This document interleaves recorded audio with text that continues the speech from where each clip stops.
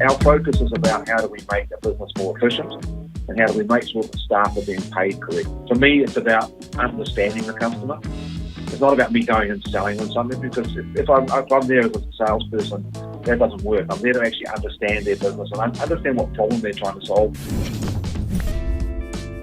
Welcome back to another episode of a Kiwi Original. Today on the show, I'm joined by Steve Nathan, the Chief Executive of Timehub, a software company that is New Zealand born. This is New Zealand made software with two specialist pieces of technology that help New Zealand businesses with timesheets. So this is a payroll derivative of making sure you know who checks in where and how long they're at your company, so you pay them the right amount.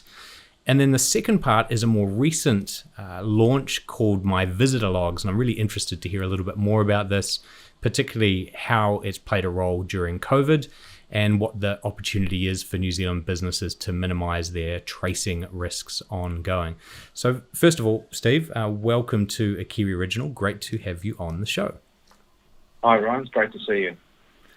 So let's start with Timehub, the business, because last time we spoke was almost 4 years ago now, and I think at the time you were just thinking about launching this business.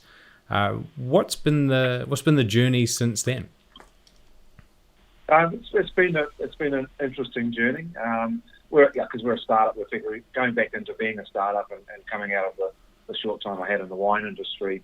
But the software side of things is what's in my blood. It's what gets me out of bed in the morning, so I enjoy the side of things. So we've grown steadily. We haven't grown rapidly because I didn't want another big business where I had lots of employees and thousands of clients. I just wanted a controllable environment. And so we've evolved both in product and client size and the actual additional products that we've built over that time. And so now we've got clients ranging from 1 employee to 600 employees across most industries. And so it's been an interesting time, and being small when you have to do everything yourself, as opposed to being bigger when you can delegate that to other people, it's definitely a different process. So talk me through some of that from when you launched the Timehub business, and you've got a timesheet product that you need to get to those who are interested or deal with payroll in these companies. Now, I remember from your LinkedIn post, you were actually getting in the car and just driving around the North Island. How did you get people to say, okay, Steve from Timehub, I'll see you. I'm interested in what you've got. How did you get them to do that? I've never been the sort of person who would hide his light under a bushel. I'm not backward in coming forward. And so we've done everything from using social media. I'm using things like LinkedIn, Twitter, Facebook, email marketing, direct marketing, phone marketing. We are proactive. We don't sit there and wait for the customers to come to us, because in my experience, you can sit there a long time, and if people aren't aware of you, then they won't. So, and the getting in the car, driving, I'm still doing that. Like tomorrow, I'm heading off over to Taupo, and I've got a couple of meetings with Wairaki Resort and the Chateau, who are existing clients, to do some training and also to talk about some new products over there. And I'd rather get face-to-face. Like doing this stuff, doing it on video is great, and we've had to learn. 6 months ago, if you had to use the word Zoom to most people, they wouldn't have a clue what you were talking about. Now everyone knows what Zoom is, and everyone knows what a QR code is.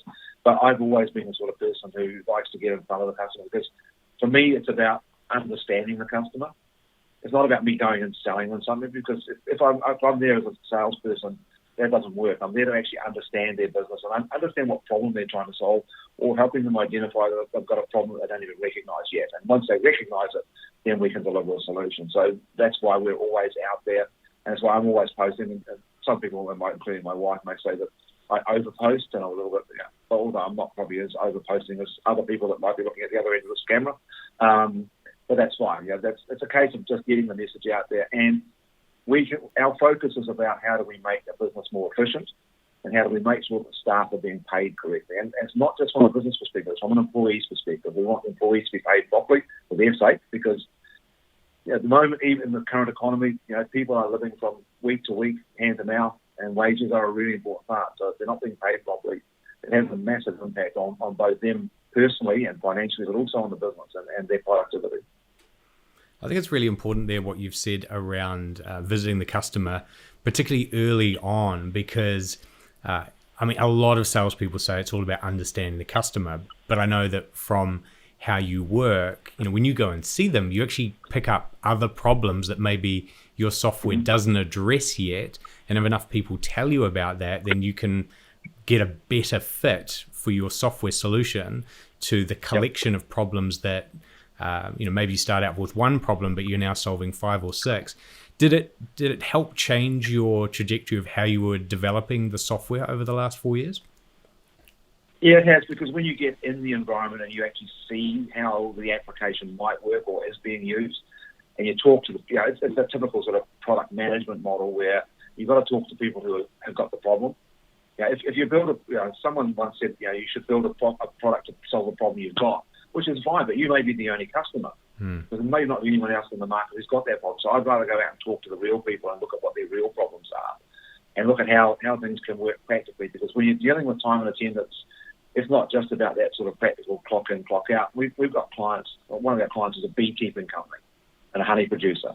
So they've got employees in the Southern Alps checking beehives, and they want to capture time and attendance.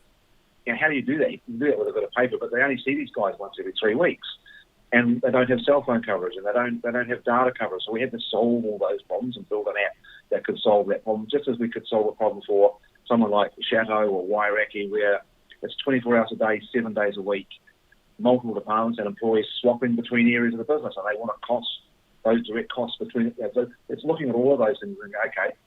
And I guess I've been doing this long enough. I've been in this game for nearly 30 years now, and so I've seen a lot.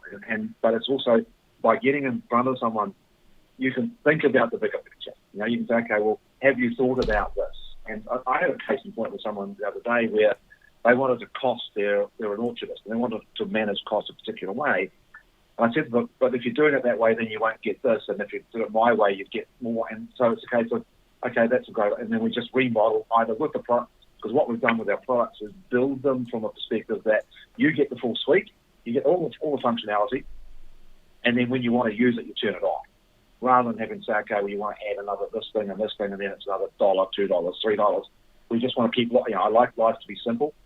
I'm getting too long on the tooth for complicated and that sort of stuff. So everything we do is built around that whole model.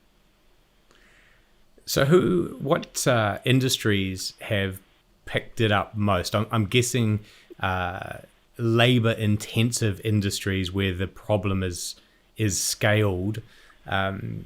Where have you found the biggest take-up so far? We've done a lot of work in hospitality, because in hospitality, managing casual rosters and people with variable shifts, and again, they could be 24 hours a day or they're extended shifts. Hospitality is one area, manufacturing, engineering, farming, horticulture. So, because the reality is, anyone that employs staff has a legal obligation to keep a record of their attendance. It's covered under the Employment Relations Act, it's covered under the Holidays Act, it's covered under the Health and Safety and Employment Act. So lots of employers may not do that, but it doesn't mean they don't have a legal obligation. So anywhere where they're paying staff by the hour, then that's the model. So it creates a very broad market, which from a sales perspective at times can be a challenge, because then the world becomes this big, and salesmen need their world to be this big if they want to focus into a particular niche. So again, we tend to niche our product. We'll take it into a particular niche for a while and work through a particular vertical. So then once we get stories, we can talk about people who have sold in the, let's say, in the rest home or aged care area, where we've got clients in that space, for example, or if they're dealing with horticulture. So it's a case of just making sure that we are following that particular process to make sure we're getting to the right people. So a lot of the Buy New Zealand Made license holders are manufacturers, of course, because they're making products in New Zealand. And many of them will already have check-in or visitor solutions. When you go in, there's a kiosk there or there's a pen and paper there. If they're listening, why should they switch across to something like My Visitor Log? And what will it give them that's different from their current solution, which they're assuming is working fine? I guess the one, if you've got a kiosk system, then we're talking apples and apples. There's similar systems. My conversation with them is about, if you've got a kiosk system, what are you not getting? What's the pain point? Is there anything frustrating? And it could be anything as simple as, like, we spoke to a company yesterday where compared to what they're using now to the scope of their business, we'll save them $1,000 a month in subs and subscription fees if they replace their existing kiosk system with ours. That is $12,000 a year, and there's nothing about ours that ours doesn't do, and they're not wedded to that at all, and so they're happy to have a conversation with us. Whereas the pen and paper one, that obviously the COVID thing threw up the whole issue of touching a piece of paper with a pen with someone else's germs on it, and that's really where my business log came from out of the whole COVID era, because when we went into lockdown, nobody needs a time and attendance system when nobody's at work, and so our revenue went through the floor for a very short period of time. Thankfully, it's only about 6 weeks, but we're literally overnight our revenue just stopped. And when I looked at that and thought, okay, well, how do we, I don't like the word pivot, but how do we change what we do? How do we use what we know? And we figured if we know how to track an employee, we can also track a visitor. So that's where my business log came. We just repurposed some of our code and built something on that same engine. And where that comes into a paper perspective, a piece of paper is there. It doesn't deliver the health and safety message. It doesn't get people, people can sign it without having read it. It requires people, again, to touch the same surface. How do you, in 3 months' time, you have to go back and cross-check when someone visited, where do you find that piece of paper? What we're doing is digital. It's contactless. The visitor turns up, scans the QR code, if they can. If they can't, we've got a manual method for that. But we can also, in our model, we ask them questions. So we might say, have you been sick? During COVID, we were asking COVID questions. We're talking to an events company at the moment, and they're going to use the app. So when someone checks in, it's going to say, do you want to go into the prize draw for this event? And do you want to be added to our marketing database after this event? So they're using it as a marketing tool. It's a visitor management tool, but it's a marketing tool. We've got another one where when you check in, we've built it so that you can play an in-stream video on the person's phone to promote the sponsors of the event. So as they're checking in, there's like the Air New Zealand and flight video then playing on their phone, or it might be the latest vehicle or the latest song from the latest band or whatever. So we, again, like we did with the timesheet product, we said, okay, let's not build a COVID product. Because if you build a COVID product, it has got a shelf life. Whether it's 3 months, 6 months, a year, it's got a shelf life. And there's a degree of compulsion around contact tracing. People feel that they are compelled to do it, whereas we went more down the visitor management and visitor information, health and safety information track with My Business. So we changed even within the short period of time from when we built My Business Log to when we launched it. We'd already moved our model into something a little bit broader so that when COVID went away, we've still got longevity in our product. And now we're getting a different type of client, whereas people were buying My Business Log because they had to. Now they're buying it because it's actually adding value to their business. That's super smart when you've got that compliance element that you can then layer on top, that transactional marketing part, because more and more it's hard to get access to consumers or to businesses because people don't want to be marketed to. So transactional marketing is taking off in the most boring of areas, like in text messages, two-factor authentication, or a text confirmation that your order is going to be delivered in 4 hours, and then it is delivered. How was your delivery? Would you like to reorder? That's all marketing, but it's just transactional. I'd never thought of it through the app and the check-in side of it, through a visitor log. You actually create a place where you can do a transactional marketing event on their first check-in or when they leave the property, or just say, would you like to opt in for anything related to this event or this particular location? Super smart. Yeah, and we've also built in, one of the things we built into the app was instant messaging, so that when someone checks into a venue, someone can be notified instantly, like with a text message, WhatsApp type message to say that Ryan's just turned up in the building, but I'm down the back of the factory. So again, because it's about communication, it's about capture, process, and deliver of information, and that's our model across all of our products, is how do we capture better data, how do we process that information, and then how do we communicate the result of that as best we can to as many people as we can. So, and the other reason I did my visit log is because visitor management is an issue in New Zealand, it's an issue in Australia, it's an issue everywhere in the world. So whereas time and attendance is very country-specific, payroll is very country-specific, visitor management is not. It can work in any one. In fact, we had an inquiry overnight out of the States from someone who's interested in looking at the app in the US. Now, we're one of hundreds of apps in the market, but again, if we can deliver the sort of things we're talking about with the marketing stuff, then we may open another market opportunity for ourselves. I was looking at some of the core features on your website, and it talks about an evacuation list, workplace safety, an alert if visitors don't check out, so they're still in the building somewhere, or date-based approval based on when a contractor starts and finishes. These are all things that pen and paper can't do, and no one really wants to track anyway. This sounds like almost a must-have if you're in a controlled environment where either it's a high security requirement or high hygiene requirement like dairy or jewelry. Is there opportunities you can pursue in that area as well? Yeah, absolutely. We've got some clients now where security is an important thing, so they have to know who's coming and going, and they want an app like this. Another area which is along those same lines, where the health and safety becomes really important, is construction.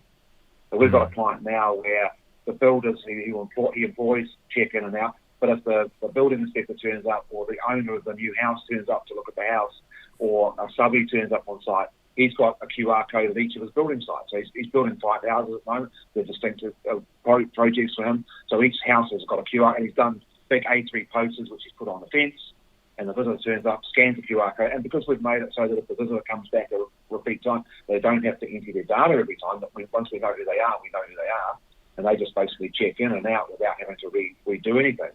And because what we've also done, and this was just totally an aside, that we've recently sold it to a kahanga reo. And so we thought, okay, that's an interesting market. So what we've done is we've built in the back end, so when you're delivering your health and safety message, you can deliver your health and safety message in reo if you want, or in French, or in Mandarin, or whatever language you want. So we've built it so that the user, and we just put it into a horticulture business in Gisborne, and a lot of their contractors speak Mandarin, or they speak Thai. So he's going to have it so that when they check in, they all know that they speak Thai, and it will deliver the whole message in Thai. And what better way to get engagement from the users of those apps than to communicate with them in their own language? Sorry to interrupt. This won't take long. Subscribe to the show and you'll never miss another one of these amazing episodes. Right, back to the show.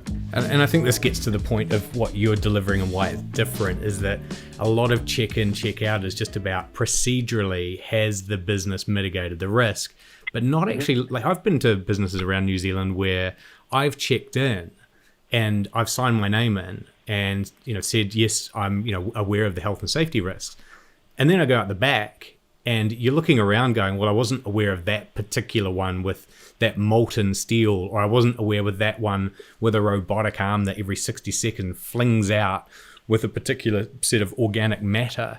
Now, with your questions, you can make people aware of the thing that could be the highest risk and make sure it's in their local language. So not only are you ticking the boxes, but you're actually trying to reduce physical harm. Absolutely. And in fact, that's where the inline video has worked for one client. So what he does is he goes down to site and he videos all the hazards on his phone. And then all we do is upload that to YouTube, and he just basically pastes a link into the My Visit log back in. So when the visitor comes in, they can watch a video of all the hazards. Because another interesting one we did recently was an organisation that works with adults with special needs, and they want their clients to use the app just like because they want them to be normalised. But some of them can't read. So what we've done is we've given them the ability to put graphical. The health and safety can be pictures, or it can be video, or it can be text, or it can be audio. We don't care what the method is. So that visitor can get delivered the message that's appropriate to that visitor. So if I'm a contractor, I'll get a contractor's message. If I'm a owner, I'll get an owner's message. If I can only watch something that I can't read, then I'll get a video message, and that's based on the type of visitor I am. So how do you get your clients or potential clients excited about this service and changing away? Do you go with hey, it's compliance and you must do it, or do you go more with this is a better way and it's going to give you these additional benefits? Yeah, we go typically with the benefits. So during COVID, we did the whole compliance thing. You've got to have this, otherwise the government's going to come and pound you because you're not contact tracing your visitors. Since COVID, sort of from the contact tracing perspective, has died down, and it's virtually non-existent now. So from the other side, we go from the value add. Yes, you have an obligation to do this, and yes, lots of businesses don't, or they pay lip service to it. But if you could do this and you could deliver this experience to your visitors, then you'd have more engagement, and you'd look more professional, and your clients would think better of you, and your employees would think that you're actually trying to keep them safe, and you're not just ticking boxes. So for us, it's not about ticking boxes. It's about adding value that for the person that's visiting the business, and then through that protect protecting the business's reputation, because you can enhance a reputation or you can destroy it depending on how you handle that whole process. Because if someone comes to the work site and is not given the health and safety message and is injured, we've seen what happens to some. The classic one, which I think was horrendous, was the rest home in Christchurch that had all the deaths during COVID.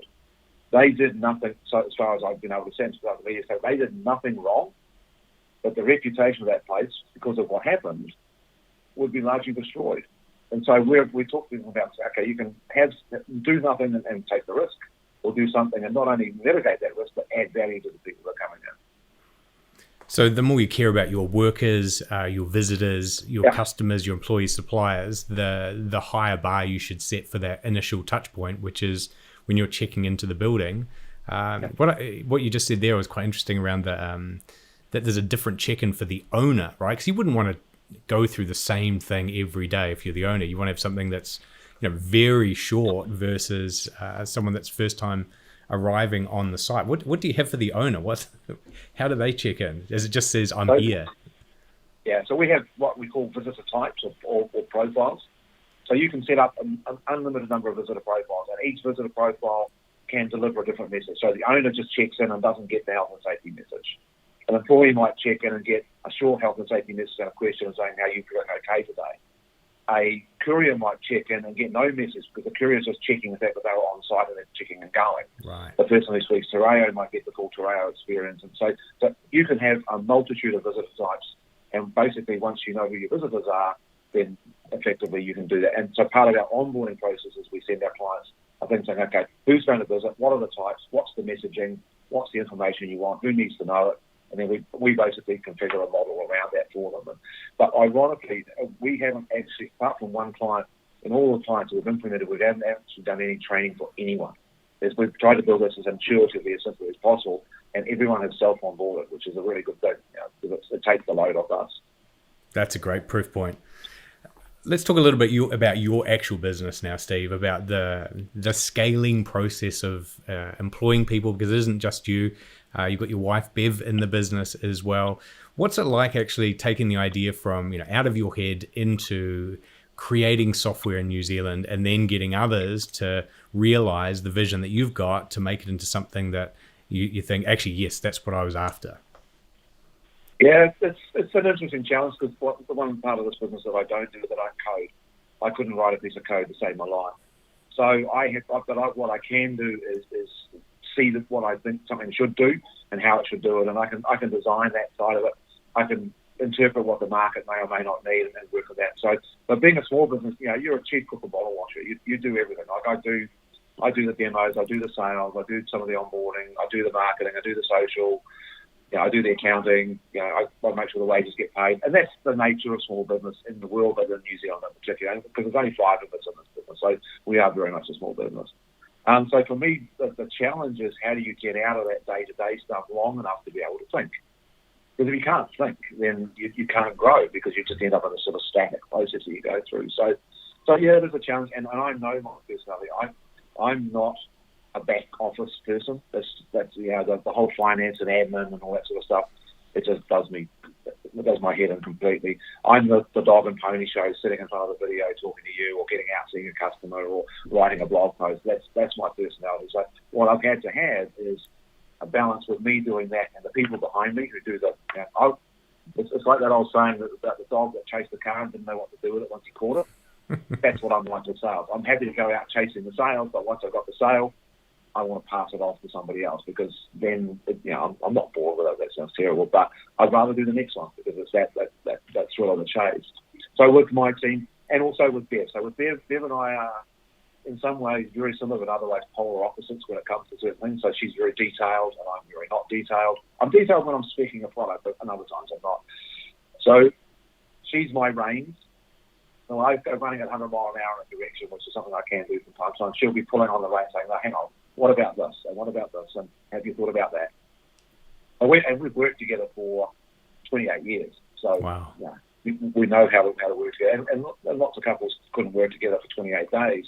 But it's just part of who we are. And so she's very good at balancing that. And with her little business, Just Payslips, and again, I help her with that and stuff. So, it works for us. And we try. I don't want to, as I said at the beginning, I don't want to create a big business. Yeah, I want it to grow organically, because you can spend a lot of time chasing really hard and spend a lot of money chasing the market really hard and end up coming out with nothing. So whereas at the moment we're getting inbound inquiries every day, just through what we do, and whether they be referrals or come through the web. Like in the last 24 hours, I've had 8 inbound inquiries. Wow.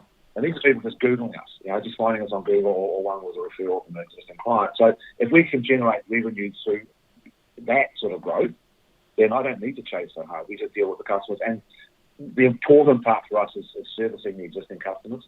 Mm-hmm. And we don't get any churn. Like we lost one company through COVID because they went out of business. But we don't get churn because we service the hell out of our clients, because I know that payroll's important, having done it this long. And so, we can't say to a customer who's got a problem, we'll get back to you in 3 or 4 days.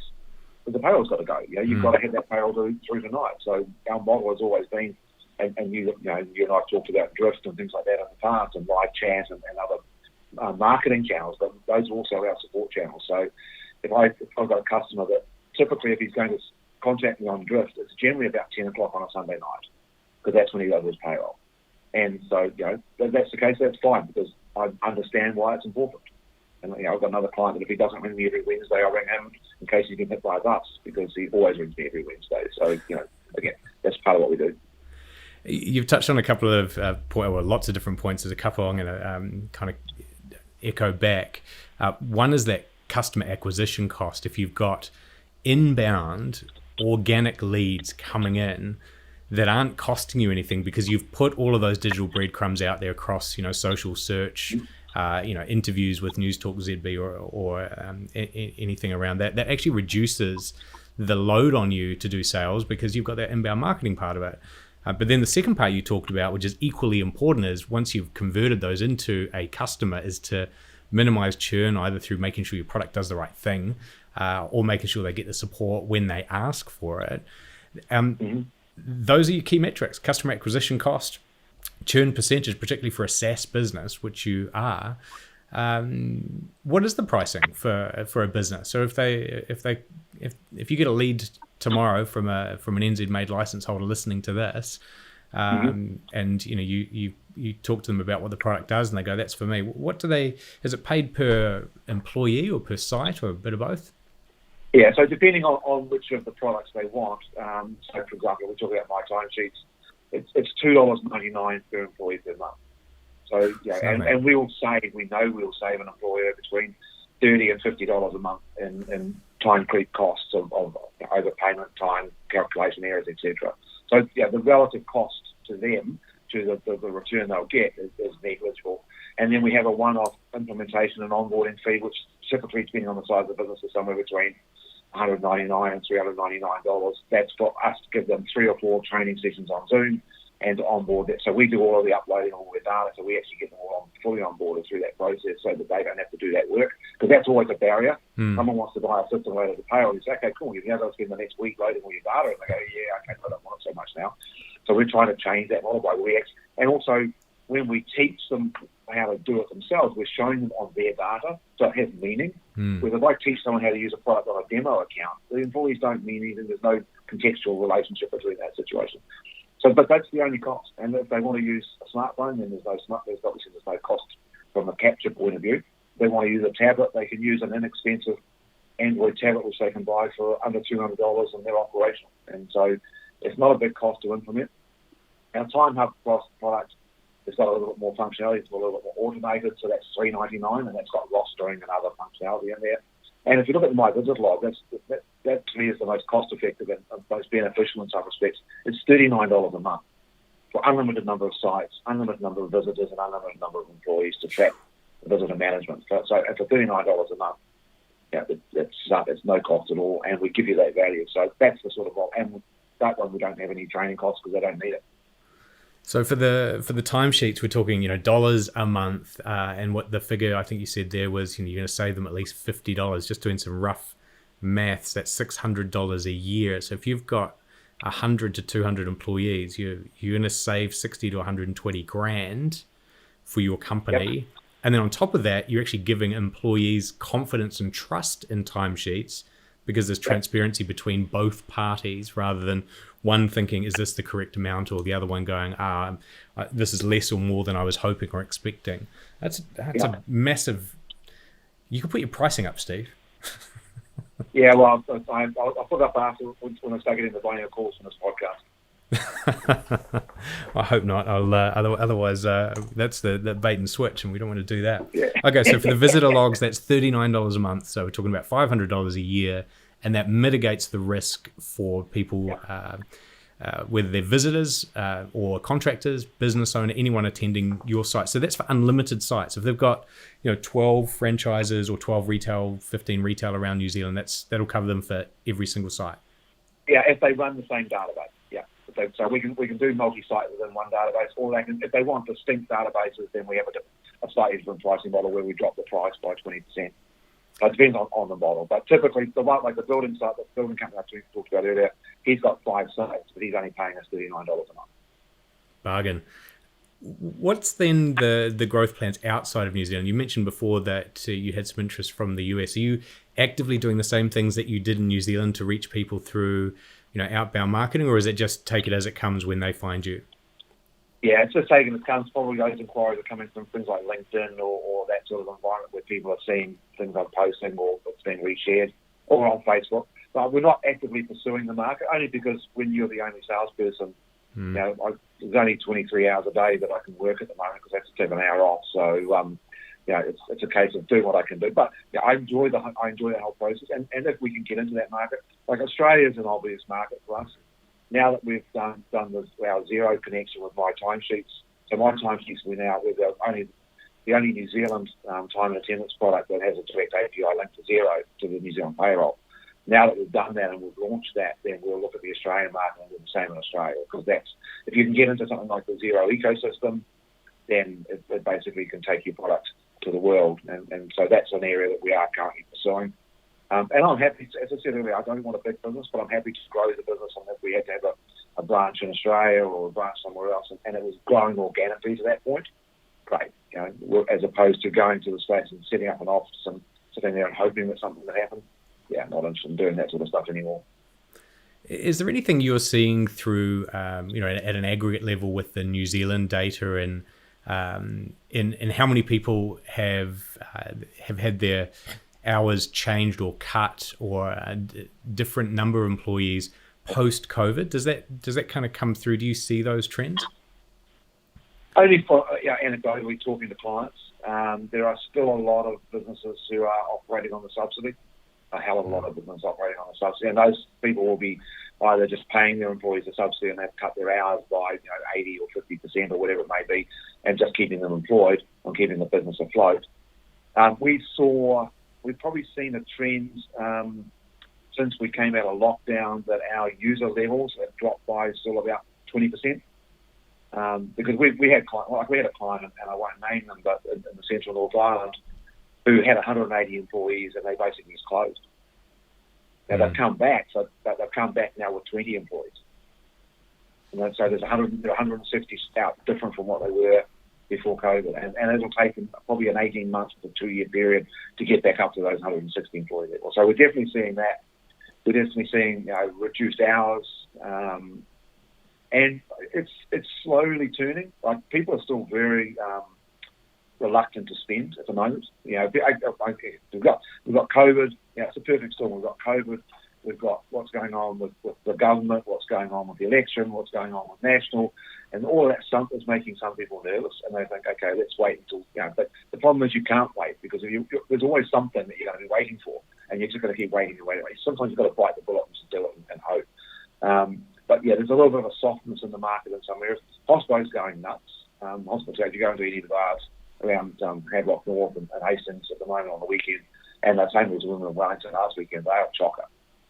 So I don't know whether that's people drowning their sorrows or just getting out what they can, which is a good thing. But there are a lot of other areas, especially in the tourism area. Obviously, that's very, very hard. And we've got quite a few clients in the tourism area who have definitely taken a hit to the point of either being virtually shut down or totally shut down.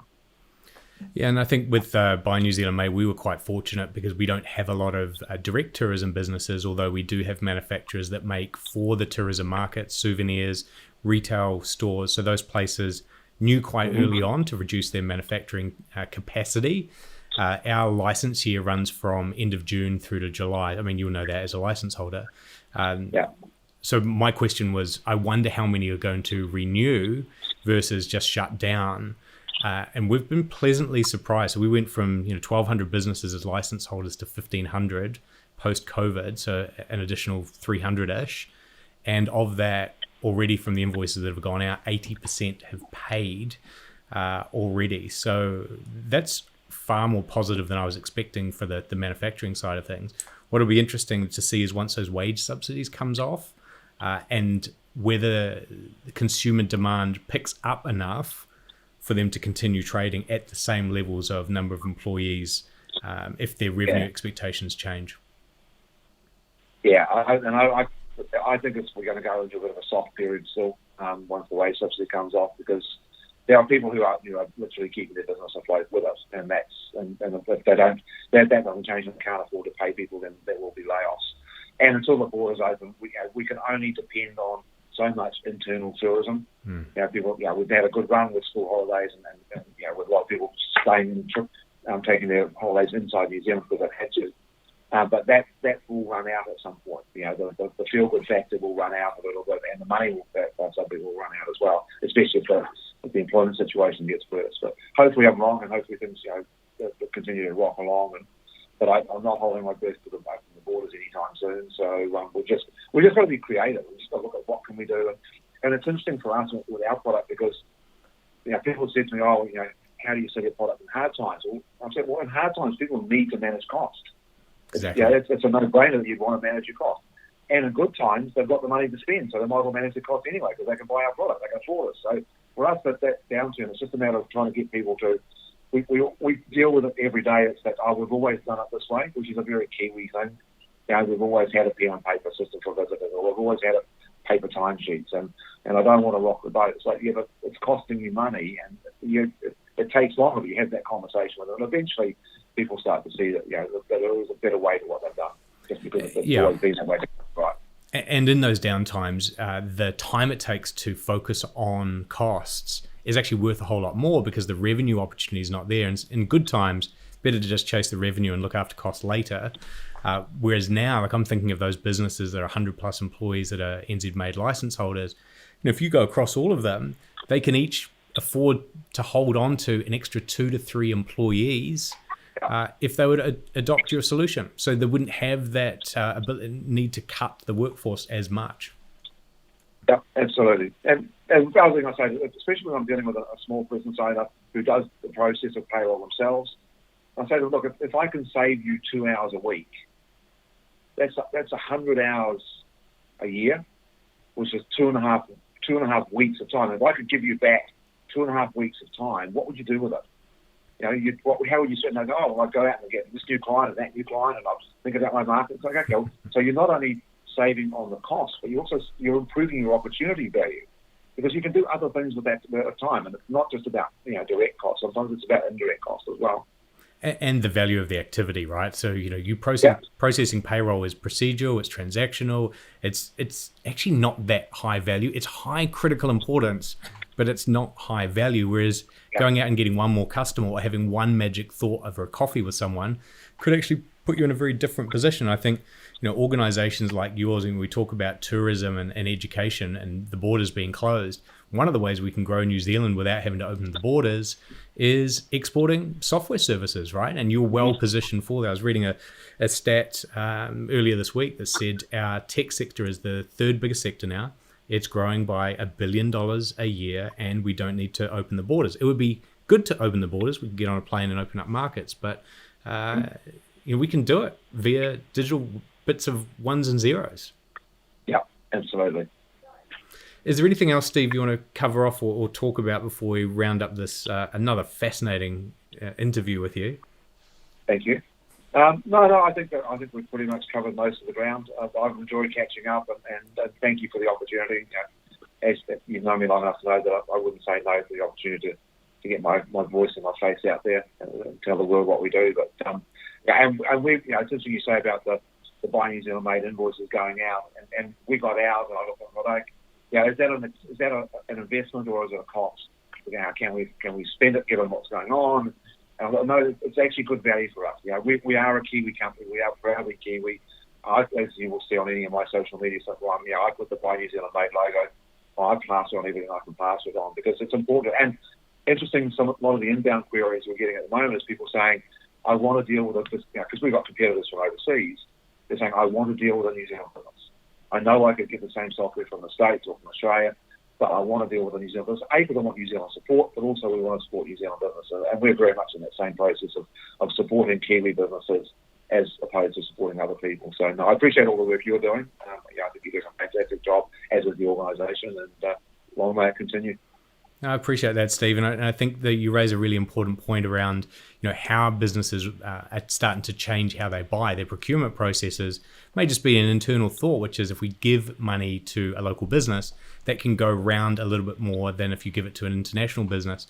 Also, and then probably the other area we haven't covered off is that data sovereignty. If you're dealing with an overseas software company, you don't necessarily know where your employees' timesheet information, their confidential information, is going to end up, what servers they're going to be on, what the regulatory framework is over there. But we're very fortunate in New Zealand to have a great regulatory framework and have some good privacy laws. And dealing with a New Zealand software company, they're compliant with those. Yeah, absolutely. Nothing more to add. Well, that's a good place to end, Steve. Thanks again for what you're doing with Timehub and for your time today. And look forward to sharing this with our manufacturers and getting them to either relook at their timesheets and how they're doing their payroll, or look at how they're doing visitor check-ins at their manufacturing sites. Great. Thanks for your time, Ryan. Look forward to seeing you soon. You're welcome. This has been a Kiwi original brought to you by the New Zealand Made team. Thanks for watching. The New Zealand Made trademark is used by over 1,200 businesses in New Zealand. The New Zealand Made team licenses that trademark. Check if you're eligible at bynz.org.nz. If you feel that someone should see this, share it with them now. Otherwise, subscribe to youtube.com/bynzmade, and we'll see you on the next episode.